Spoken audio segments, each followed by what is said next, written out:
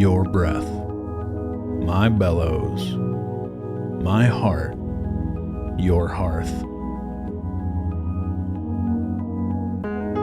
Today, we listen for the echo and the whisper. Today, we carry a new ember.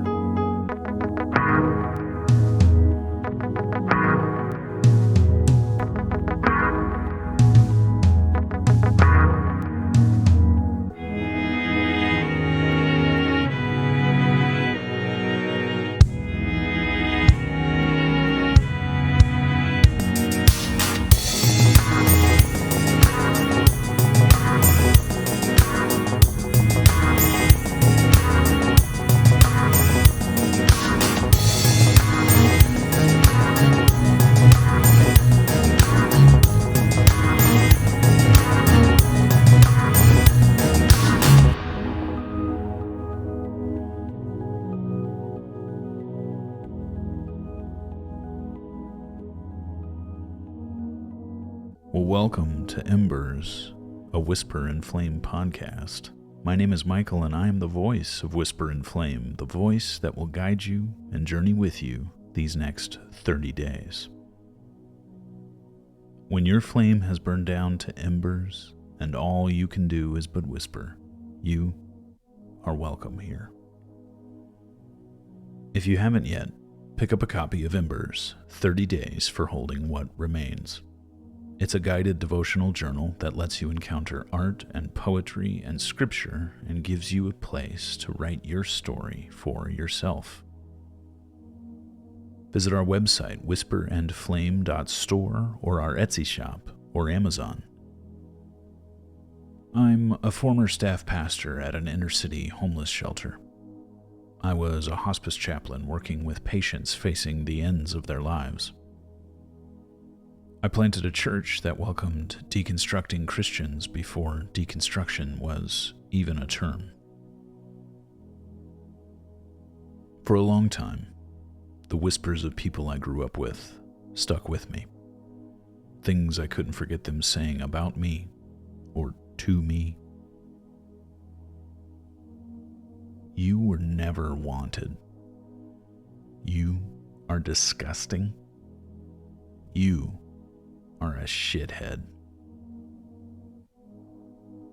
These whispers became for me core beliefs about myself, and they are, in many ways, why I am who I am, why my life looks the way it does, both for good and for bad. What whispers from others defined how you began to think of yourself? Are they difficult experiences to remember? Are they big? Or do they feel too small to mention? I know the experiences that generated my beliefs about myself may not seem like much. Certainly far, far worse things have happened to children. But when I was a kid, too sensitive for my own good and deep in the middle of the shit, this stuff was really hard. And it created a belief structure for my identity that I have never been able to really shake. A never wanted, disgusting shithead. That was the mold I was cast in, and the pain I was trying to relieve in my affair. Using her like medicine, anesthetizing myself, because she made me feel wanted when I didn't feel that at home anymore. I needed the medicine because I felt sick again, sick like when I was a kid. People sick, heart sick, held at arm's length, not wanted, a disgusting shithead. It was whispered behind my child's back, and it was stated right into my child's face. She made me feel wanted, desired, not disgusting. She was willing to risk her marriage for me. That was proof that I would not be held at arm's length. You wouldn't do that for a shithead. The affair didn't only come from a disintegrating marriage and a compulsive thought, that serpent voice whispering, "Do it, do it, do it." It didn't only come from losing the baby and losing who I thought my wife was and who I thought I was. It came from long before all of that. From other voices whispering, "You were never wanted. You are disgusting. You are a shithead." My grandmother, for reasons only she knows, hated me on sight. Maybe I reminded her of her brother when he was a kid and they didn't get along. Maybe she was just bad with kids and didn't know or care when her sense of humor got to be too much or too mean. I don't know. Maybe there aren't reasons. She told me one day when I was staying with her and my grandfather for the summer that I was never wanted. They never wanted to have me. And I don't know if she meant my parents never wanted me or if she and my grandfather never wanted a grandson. I still don't know what she meant. She left it to my imagination. You were never wanted. We never wanted you. You were never wanted. But it didn't really come as a shock to me. From the earliest ages, I could smell that on her. I remember there was this coldness, this dismissal from her. Someone to roll her eyes at, someone to be embarrassed by. That's all I was for her. And when she was in a good mood, she had a sense of humor whose jokes always seemed aimed toward me. They were barbed and hurtful. When I was little, I just felt attacked and sad and scared. But when I got older, I tried to give it back, to defend myself, but I wasn't allowed to. The other adults would always stop me. You must respect your elders, they would say. You cannot talk to her that way. Yeah, I wasn't shocked she never wanted me. It was loud and clear that what my mom assured me as her grandmotherly love wasn't love at all. We never wanted you. You were never wanted. All of this was going on at home, on breaks, and during summer vacation, but during the school year, especially during 6th grade, came two moments. A 1-2 punch over the course of the year. I had a crush on a girl named Michelle. She was beautiful. I'd had feelings for her since I was in the 4th grade, and she knew it. It wasn't a secret. In 5th grade, she became the girlfriend of Billy. He and I used to be friends. We lived on the same street and would spend lots of time together, but our friendship was contentious and competitive, and we were fighting more and more often. We stopped hanging out. He and Michelle became an item. This was devastating for me, but the worst was yet to come. They stopped going out together by the 6th grade, but they were still friends, and neither liked me. They concocted a rumor. They told their friends that I had slept with my 1st grade sister. Their friends told their friends, and it spread in the course of a single day that I had done this disgusting, terrible thing. That I was a disgusting, terrible person. And everybody believed it. The rumor was so believed, even my friends told me they believed it. They used it to make fun of me. Teachers knew, my parents knew, but they couldn't stop it. The more they tried, the worse it got, like some twisted validity to the rumor because the adults had had to step in. And it only got bigger, spread wider. Now other grades of kids were in on it. My poor sister. I don't think it reached down to the 1st grade. I think those kids were insulated pretty well. She's never told me if it did, anyway. How would you even have that conversation? It was awful. The second semester of 6th grade saw the final blow, the completion of the 1-2 punch.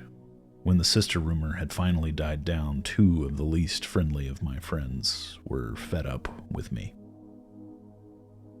I must have annoyed them or angered them or done something to warrant them turning on me. They were sitting in math class. They were complaining about me, and Jimmy said to Marshall, "Man, Mike's a shithead." Mike's a shithead. M-A-S-H. We should start a club. And Marshall was like, yes. So when I come into school over the next few days, I start seeing these paper badges safety pinned to my friends' shirts that read M-A-S-H. I see it on my friends. I see it on other kids who I never really knew that well. And I see it on Billy and Michelle, too. I asked Jimmy, "What is that?" pointing to the badge.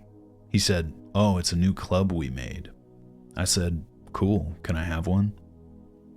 He said, "No, you can't be in the club." I asked, "Why not?" He said, "Well, you kind of already are. MASH means Mike's a shithead." And he looked at me and smiled. So for weeks after the sister rumor had finally died down, my friends decided I hadn't really had enough yet, and they got people to wear badges and participate in a club called MASH, Mike's a Shithead. I'd almost be proud of that now if at the time I wasn't 11 and was being kicked after being kicked while I was already down. Down at home, down at school. What these few small, memorable moments did was make a little kid start to work for love. I became someone who could perform. Someone capable of earning conditional love when unconditional love was proving so hard to come by.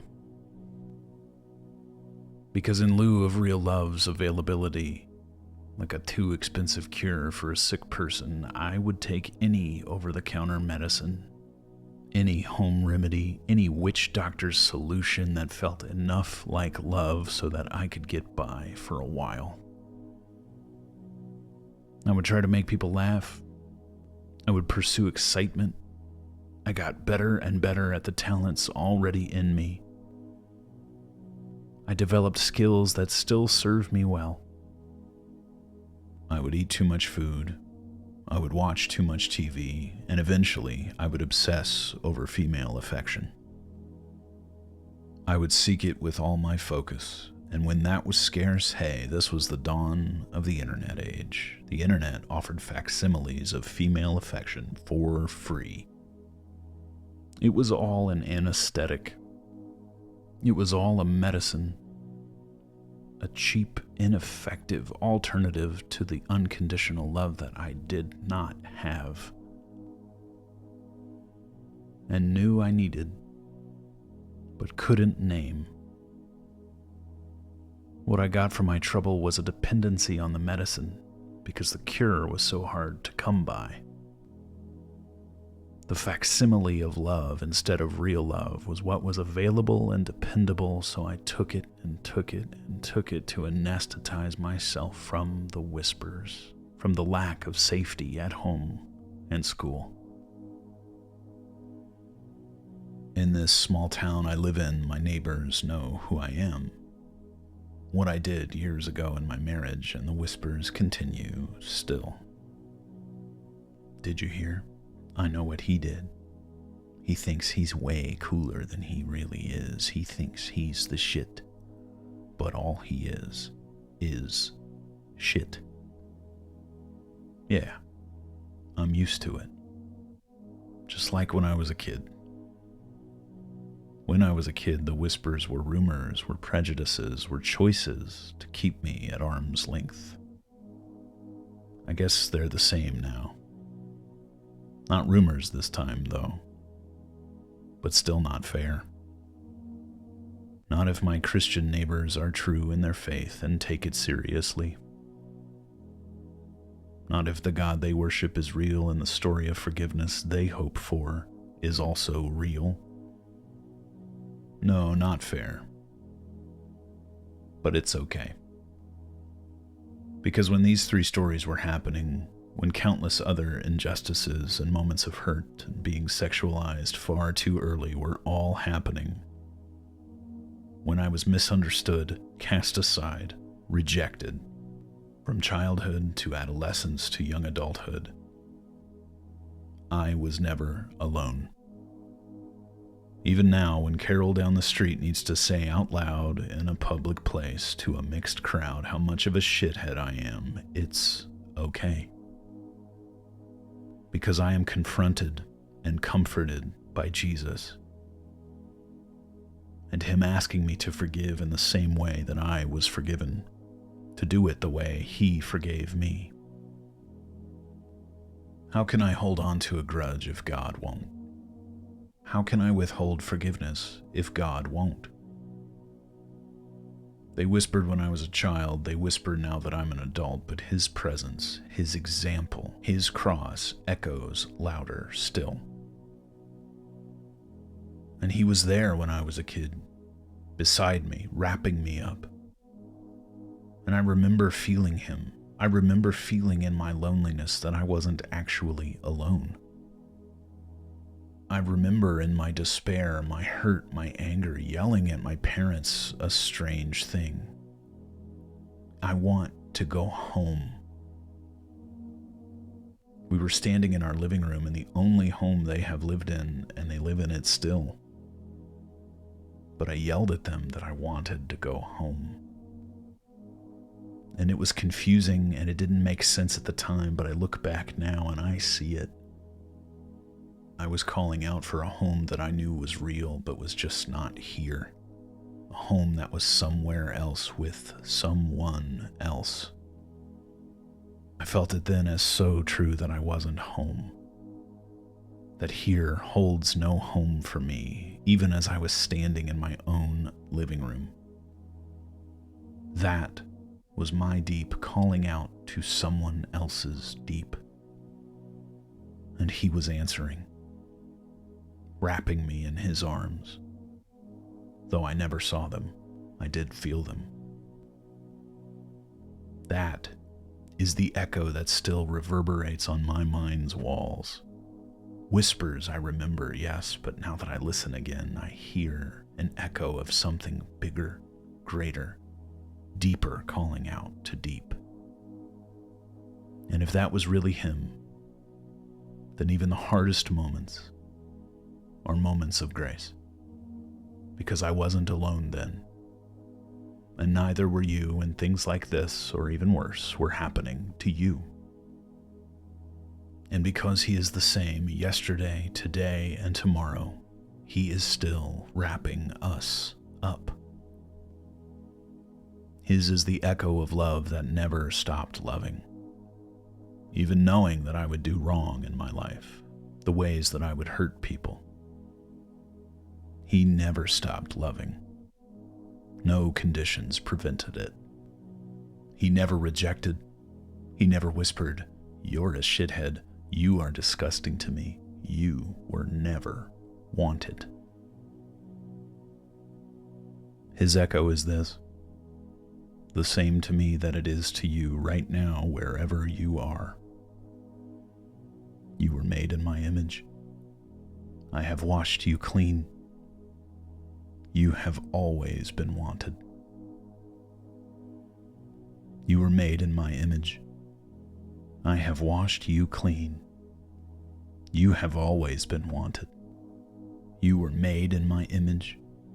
I have washed you clean. You have always been wanted. You have always been wanted. You have always been wanted. And you always will be. What echoes of God's voice still ring out in your life? Even if you haven't heard it yet, what do you hope His echo is saying? Join me in our breath prayer today. Inhale. Deep calls to deep. And exhale. And I call on you. And again. Inhale. Deep calls to deep. And exhale. And I call on you. I want to know your story. How has God echoed in your life? What whispers have you had to endure? If you'd like to share your story with us or even join us on this podcast, we'd love to hear from you. Reach out to us on the Whisper and Flame Facebook pages, Instagram pages, or send us an email at whisperinflame, that's whisper, the letter N, flame, @gmail.com. We look forward to connecting with you. Thank you for joining me today for Ember 13, The Echo and the Whisper. Pick up a copy of Ember's 30 Days for Holding What Remains from our website. Allow me to bless you as we depart for now. The Lord bless you and keep you. The Lord make his face shine on you and be gracious to you. The Lord lift his countenance upon you and bring you peace. Join me tomorrow for day 14 of Ember's Thin Places and the end of our week of silence. Before you go, remember, even the grave is not godless, but a child's lost and found. You, yes, you are beloved, every scar, holy ground.